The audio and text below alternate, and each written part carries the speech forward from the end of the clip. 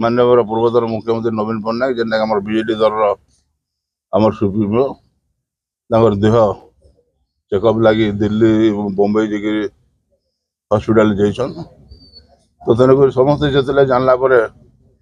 आम विजु जनता दल समस्त जिते नेता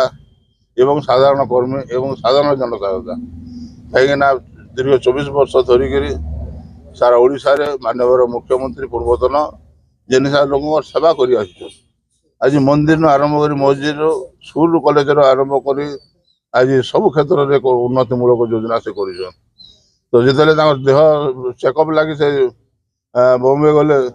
तो समस्त गोटे असुनयन होता एवं से बहुत लोग जाते शुभकामना करते आज आम सारा ओडिशा रे विजु जनता दल तरफ एवं साधारण समस्ते व्यक्ति जेन हॉस्पिटल के जाइछन बॉम्बे देह सुस्थ रो एवं अति शीघ्र फिर ओडिशा एवं जगन्नाथ धाम के आसिक पुणी आमर मनकर से सेवा करूँ एवं आमर मनकर पाखे रो यहाँ से आज आम चंडी मंदिर दीप प्रज्वलन करके शुभकामना करूँ।